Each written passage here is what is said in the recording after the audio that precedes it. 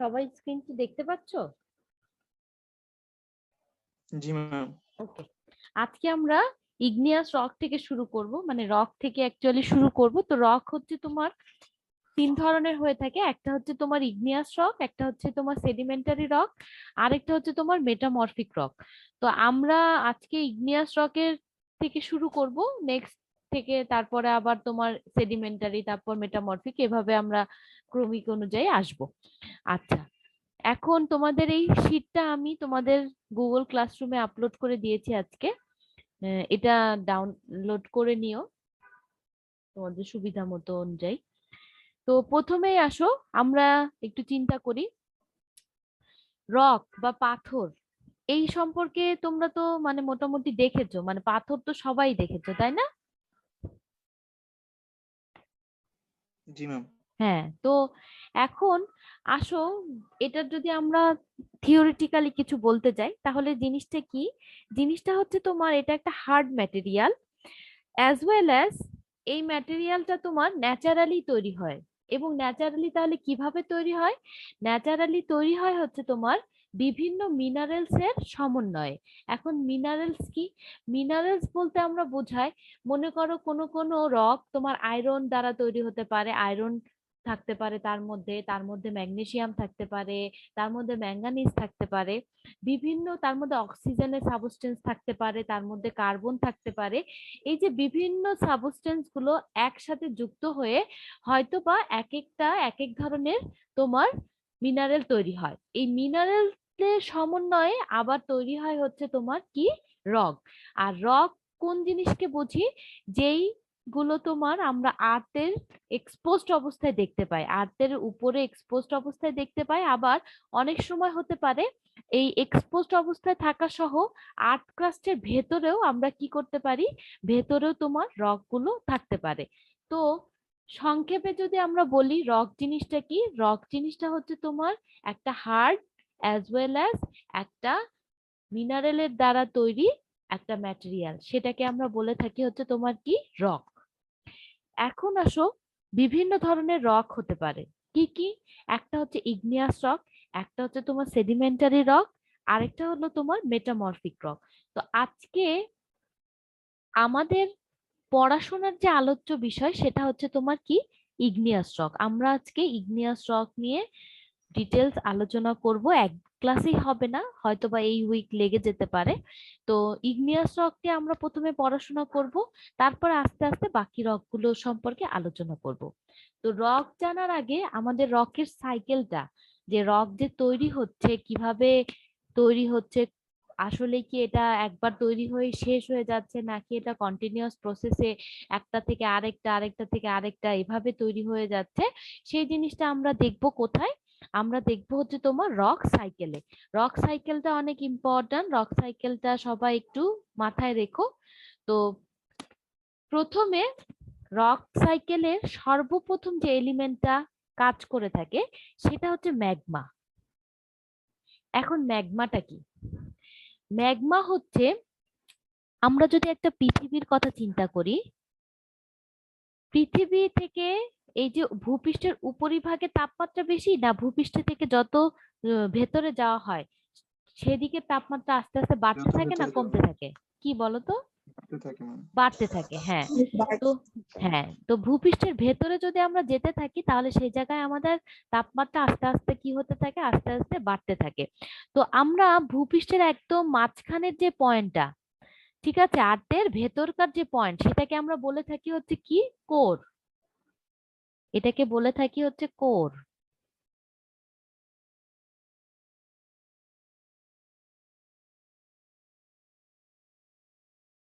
তো এই যে কোর, এই জায়গাটায়, এই জায়গায় হচ্ছে সবচাইতে তাপমাত্রা বেশি থাকে।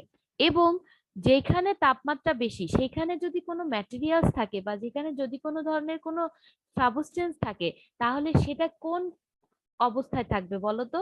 তরল নাকি সলিড আকারে, নাকি তোমার বাষ্পীয় আকারে, কিভাবে থাকবে বলো তো? বাষ্পীয় আকারে। না, বাষ্পীয় না, এখানে বাষ্পটা তরল। বলছি না, এখানে তরল আকারে। হ্যাঁ, তরল আকারে থাকে। হ্যাঁ, এক্স্যাক্টলি। তো কোরে যেই ম্যাটেরিয়ালসটা থাকে সেটা তরল আকারে থাকে।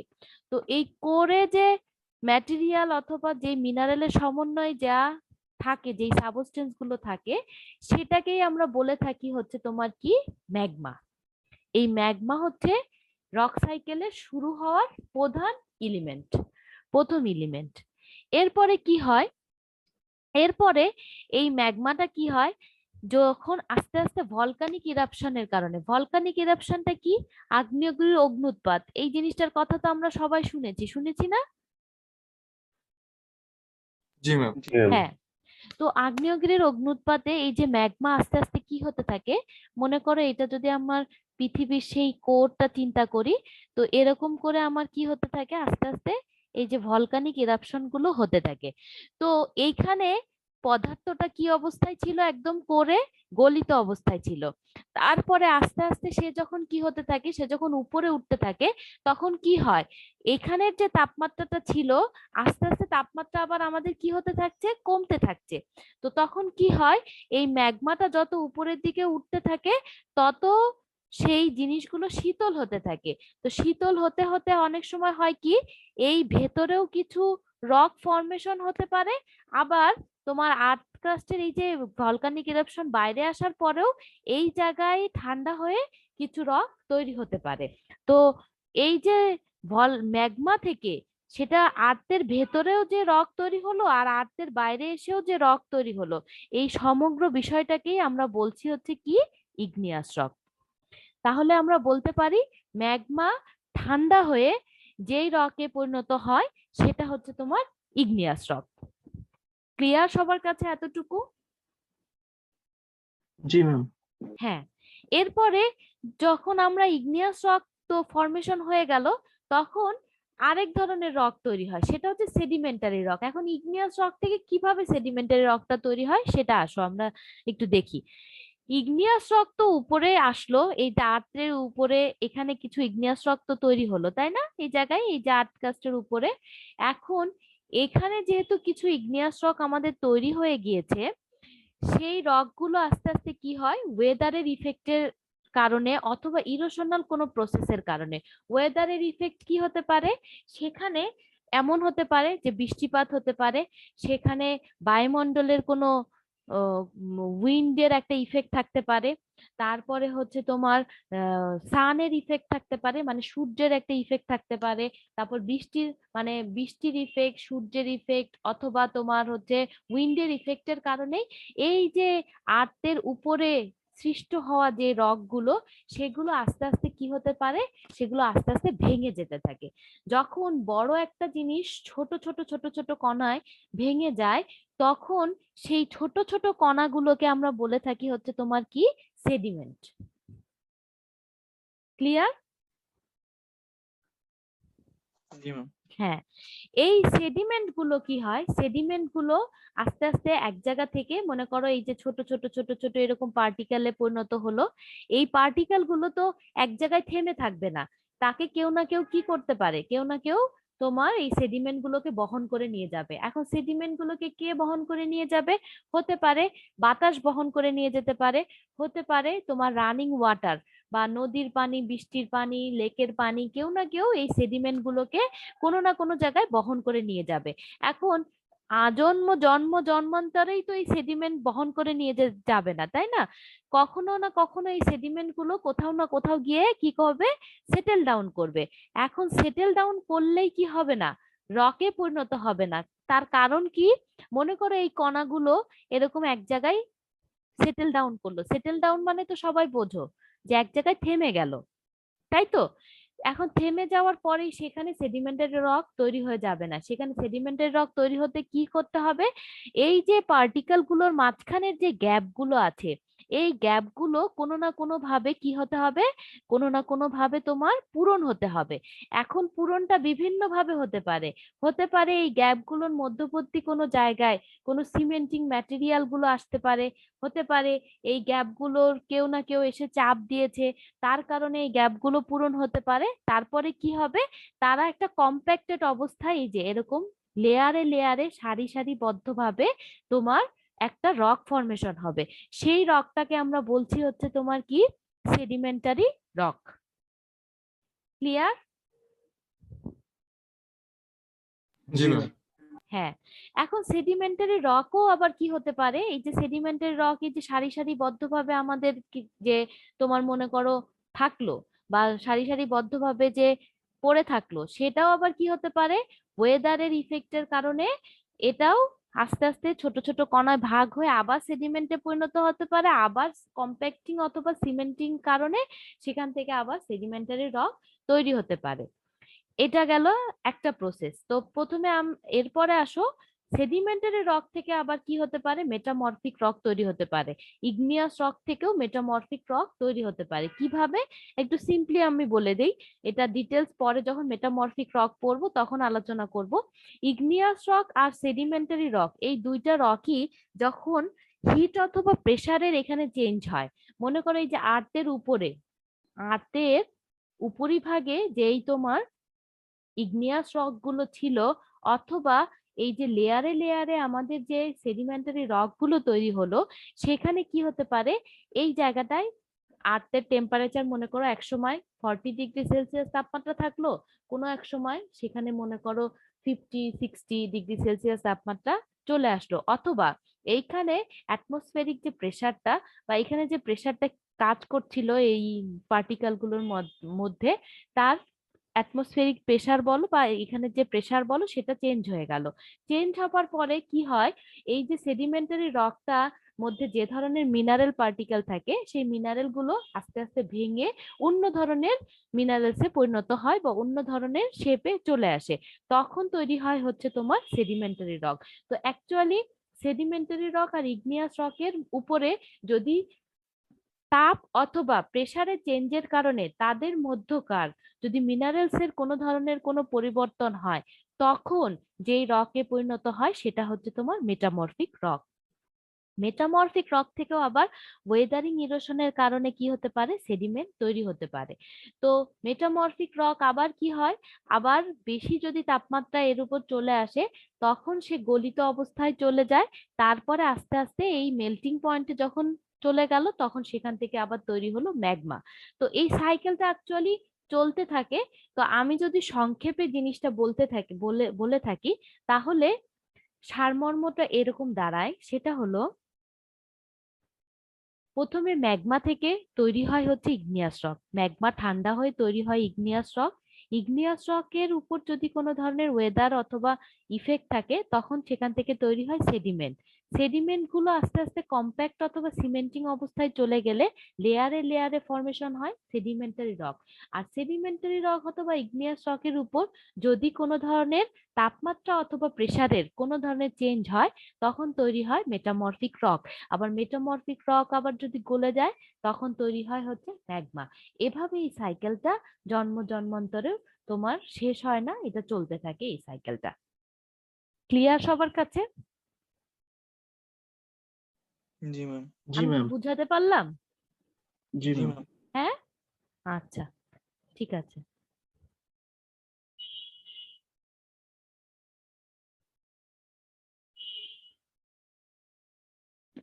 এরপর আসো, ইগনিয়াস রকের কিছু বৈশিষ্ট্য বা ইগনিয়াস রক কি, সেই জিনিসগুলো আমরা একটু দেখি। ইগনিয়াস রকের ডিটেল সম্পর্কে আলোচনা করব এখন।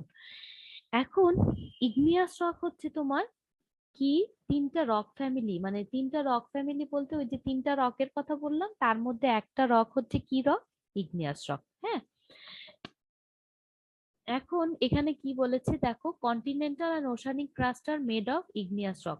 এগুলো অতখানি ইম্পর্টেন্ট না। অ্যাকচুয়ালি ইগনিয়াস রকটা কিভাবে ফর্মেশন হয়ে থাকে, আমি কি বললাম, ইগনিয়াস রকটা তৈরি হচ্ছে এই যে কোরের ভেতর থেকে এই যে আগ্নেয়গিরি অগ্নুৎপাত হচ্ছে, সেটা উপরের দিকে আস্তে আস্তে যখন উঠতে থাকে, তখন সেটা ঠান্ডা হয়ে অথবা ক্রিস্টালাইজেশন প্রসেসের মাধ্যমে, ক্রিস্টালাইজেশন প্রসেসটা কি সেটা একটু বলি। সেটা হচ্ছে তোমাদের ক্রিস্টালের কোনো ধরনের কোনো ম্যাটেরিয়ালস বা কোনো শোপিস তোমরা দেখেছো?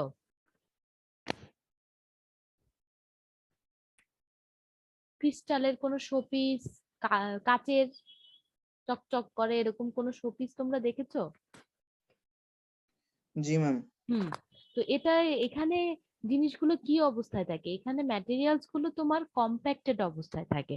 ম্যাটেরিয়ালস গুলো কম্প্যাক্টেড বলতে হঠাৎ করে জিনিসটা ঠান্ডা হয়ে যাবার পর কি হয়, একটা পার্টিকেল আরেকটা পার্টিকেল, একটা পার্টিকেল আরেকটা পার্টিকেলের সাথে খুব সূক্ষ্মভাবে তোমার কি হয়, তারা একটা আরেকটার সাথে লেগে থাকে।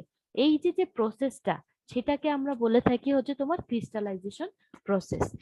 এরপর এটাকে আমরা এভাবেও বলতে পারি, যদি ম্যাগমা তোমার কি হয় ফ্রিজেস হয়ে যায় অথবা সলিডি ফ্রিজেস হয়ে যায়। ফ্রিজেস বলতে ম্যাগমা যখন ঠান্ডা হয়ে যায়, ঠান্ডা হবার পর সে কোন অবস্থায় চলে আসছে, সে আগে ছিল তরল অবস্থায়, এখন আসছে সলিড অবস্থায়। তো যখন অ্যাকচুয়ালি ম্যাগমা যখন ঠান্ডা হয়ে সলিডিফাই অবস্থায় চলে আসে, তখন সেটাকে আমরা বলে থাকি কি, ইগনিয়াস রক। আর ইগনিয়াস রকের তোমার বিভিন্ন ধরনের টেক্সচার আছে। টেক্সচার বলতে তার হচ্ছে বিভিন্ন ধরনের শেপ বা বিভিন্ন ধরনের, তোমার উপরে দেখতে একরকম লাগে না, বিভিন্ন টেক্সচারে, যেমন গ্লাসি টেক্সচারে থাকতে পারে, তারপর অ্যাফিনিটি কোনো কোনো দেখতে খুব ক্ষুদ্র ক্ষুদ্র। তো টেক্সচার সম্পর্কে আমরা আলাদাভাবে পড়বো। তারপর তার মধ্যে ইগনিয়াস রকের যে মিনারেল কম্পোজিশন সেটাও আলাদা হতে পারে। তারপর তাকে দেখতে বা তার সাইজ, শেপ সবকিছু ডিফারেন্ট ডিফারেন্ট হতে পারে। তো ইগনিয়াস রককে আমরা একভাবেই বলতে পারি, সেটা হচ্ছে তোমার ম্যাগমা যখন ঠান্ডা হয়ে গেল, তার সাথে সাথে যখন সলিডিফাই অবস্থায় চলে আসতো, তখন সেটাকে আমরা বলে থাকি হচ্ছে তোমার ইগনিয়াস রক। এখন ইগনিয়াস রকের দুইটা ক্লাসিফিকেশন আছে। একটাকে আমরা বলে থাকি হচ্ছে তোমার কি, ইন্ট্রুসিভ ইগনিয়াস রক, আরেকটাকে বলে থাকি হচ্ছে তোমার এক্সট্রুসিভ ইগনিয়াস রক। এখন ইন্ট্রুসিভ ইগনিয়াস রক আর এক্সট্রুসিভ বলতে কি বোঝায়? ইন্ট্রো, ইন্ট্রো এই কথাটার মানে কি অভ্যন্তরীণ, আর এক্সট্রো এটার মানে কি বলতো? বাইরের। বাহ্যিক, হ্যাঁ।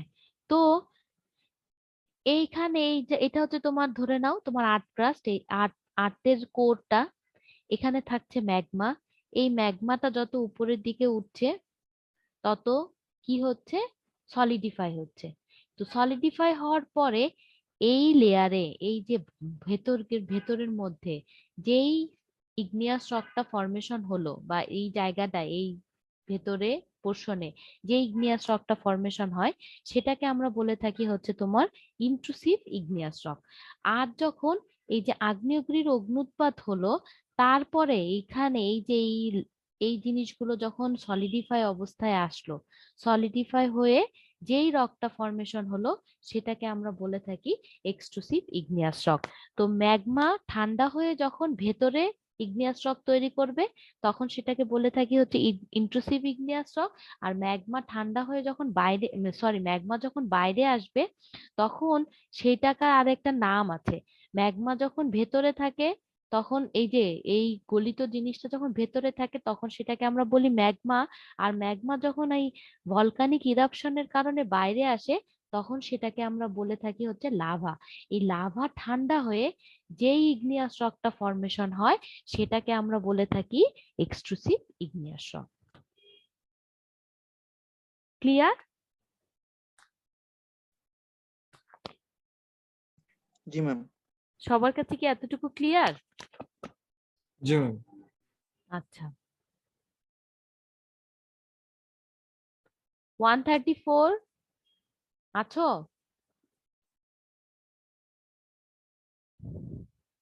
রোল 134।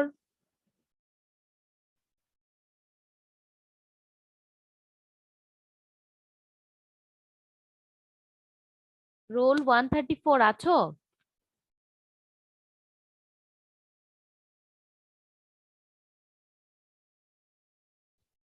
125।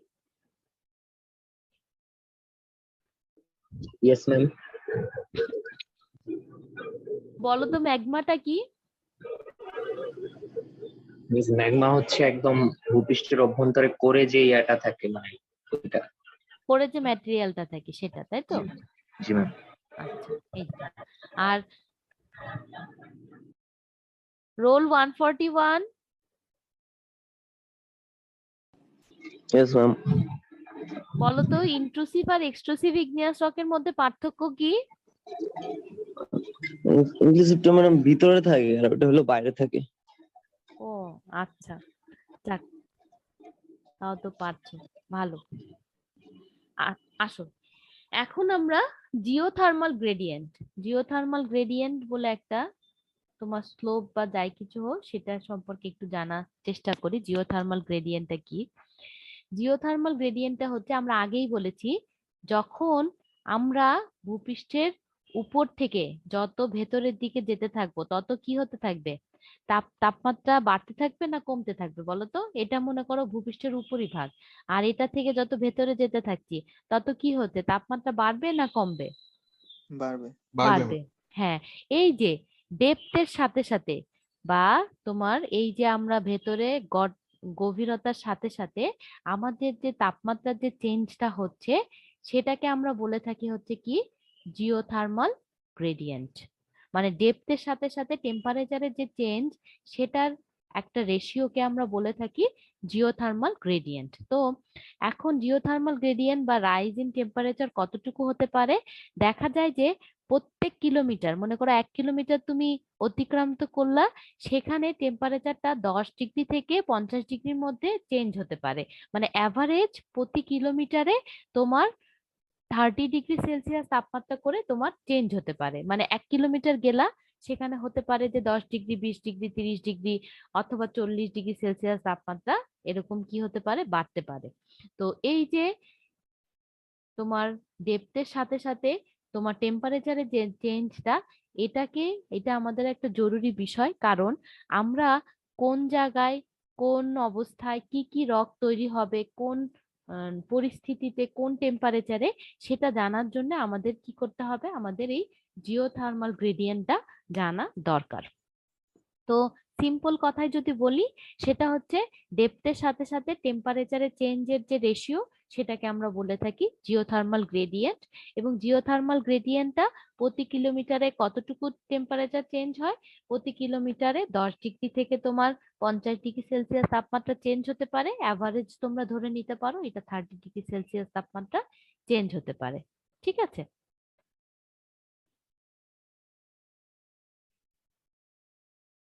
এখন আসো ম্যাগমার প্রপার্টিজ আর লাভার প্রপার্টিজ আমরা একটু জানি, যে এটার বৈশিষ্ট্য কি কি। ম্যাগমা লাভার মধ্যে কিছু বৈশিষ্ট্য আছে, সেই বৈশিষ্ট্যগুলো সম্পর্কে আমরা একটু আলোচনা করি। হ্যাঁ, সেটা হলো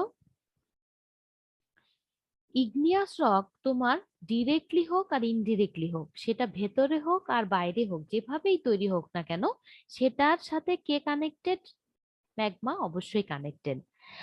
আর লাভা জিনিসটা কি বলেছিলাম? লাভা হচ্ছে তোমার এই ম্যাগমারই একটা ফর্ম, কিন্তু লাভা কি হচ্ছে, লাভা হলো তোমার ভূপৃষ্ঠের উপরিভাগে চলে আসছে। যখন ম্যাগমা ভূপৃষ্ঠের উপরিভাগে চলে আসে তখন সেটাকে আমরা বলে থাকি কি, লাভা। লাভা থেকে তৈরি হয় কি ধরনের igneous rock? Extrusive igneous rock. হ্যাঁ, আর দেখো এখানে কি বলেছে, প্লুটোনিক ইগনিয়াস রককে, ইন্ট্রুসিভ ইগনিয়াস রকের আরেকটা নাম আছে, সেটা হচ্ছে তোমার প্লুটোনিক ইগনিয়াস রক। তো প্লুটোনিক ইগনিয়াস রক যখন তোমার কি হচ্ছে, কিভাবে ফর্মেশন হচ্ছে, তোমার ম্যাগমা যখন ঠান্ডা হচ্ছে অথবা ক্রিস্টালাইজ ফর্মে চলে আসছে, তখন তৈরি হয় তোমার কি, ইন্ট্রুসিভ ইগনিয়াস রক। আর আগেই বললাম লাভা যখন ঠান্ডা হলো বা লাভা যখন সলিডিফাইড হলো তখন তৈরি হয় তোমার কি, এক্সট্রুসিভ ইগনিয়াস রক। আচ্ছা, এখন ম্যাগমার তোমার range of composition have a wide range of composition. Wide range of composition বলতে ম্যাগমার মধ্যে অনেক অনেক অনেক অনেক অনেক ধরনের পার্টিকেল থাকতে পারে। কি কি? তোমার আয়রন থাকতে পারে, ম্যাঙ্গানিজ থাকতে পারে, অক্সিজেন থাকতে পারে, কার্বন থাকতে পারে, তোমার ম্যাগনেসিয়াম থাকতে পারে, তোমার হচ্ছে নিকেল থাকতে পারে। বিভিন্ন ধরনের ম্যাটেরিয়াল দিয়ে তোমার এই ম্যাগমাটা তৈরি হতে পারে। আর অবশ্যই ম্যাগমাটা কোন টেম্পারেচারে থাকবে? ম্যাগমাটা অবশ্যই তোমার হাই টেম্পারেচারে থাকে। আর অ্যাবিলিটি টু ফ্লো বলতে কি বোঝায়? সেটা হচ্ছে ম্যাগমার অবশ্যই কি, বহন, এক জায়গা থেকে আরেক জায়গায় প্রবাহিত হওয়ার একটা ক্ষমতা আছে। যেমন পানি এক জায়গা থেকে আরেক জায়গায় কি হতে পারে, গলিত জিনিস, বা পানি একটা লিকুইড জিনিস, সে কি হতে পারে, এক জায়গা থেকে আরেক জায়গায় চলে যেতে পারে। সেরকম ম্যাগমারও কি হতে পারে, ম্যাগমারও তোমার ফ্লো হওয়ার একটা অবশ্যই কি আছে, ক্যাপাবিলিটি আছে। তো যদি আমরা সামারি করি, ম্যাগমার প্রপার্টি আর লাভার প্রপার্টির মধ্যে, সেটা হচ্ছে ম্যাগমা আর লাভা হচ্ছে কি, ম্যাগমা হলো তোমার ইগনিয়াস রক তৈরি হওয়ার প্রথম একটা উপাদান, যেটা ডিরেক্টলি হোক ইনডিরেক্টলি হোক তোমার ইগনিয়াস রক্তে ফর্ম করে থাকে। এবং কিভাবে ফর্ম হয় সেটা আমি অনেকবার বললাম। আর ম্যাগমার হচ্ছে তোমার বিভিন্ন ধরনের মিনারেল, বিভিন্ন ধরনের ম্যাটেরিয়ালস দ্বারা তৈরি হতে থাকে, এই জন্য বলে যে এর কম্পোজিশনটা অনেক বড়। আর তোমার ম্যাগমা যে থাকে সেটা কোন ধরনের টেম্পারেচারে থাকে, সেটা অবশ্যই হাই টেম্পারেচারে থাকবে এবং ম্যাগমার ফ্লো হওয়ার একটা অ্যাবিলিটিও থাকবে। এই যে দেখো ম্যাগমার কম্পোজিশনটা কি কি দ্বারা তৈরি হতে পারে, এখানে দেখো আমরা কি করব, আমরা এই চার্টটা শিখবো। এখানে কি কি আছে দেখো, অক্সিজেন আছে কত পার্সেন্ট, 46.6%, সিলিকন আছে, অ্যালুমিনিয়াম আছে, আয়রন আছে, ক্যালসিয়াম আছে, সোডিয়াম আছে, পটাশিয়াম আছে, ম্যাঙ্গানিজ আছে। মানে অনেক ধরনের পার্টিকেল দ্বারা আমার কি তৈরি হয়, আমার এই ম্যাগমাটা তৈরি হয়। অ্যাজ ওয়েল অ্যাজ এখানে দেখো সিলিকন ডাই অক্সাইডও আছে, তারপরে আছে ওয়াটার আছে, কার্বন ডাই অক্সাইডও আছে তোমার এই ম্যাগমাটার মধ্যে, ঠিক আছে। তো ম্যাগমার কম্পোজিশনে মোটামুটি এই ধরনের ম্যাটেরিয়ালস গুলো আমার থেকে থাকে। আচ্ছা, তো আজকে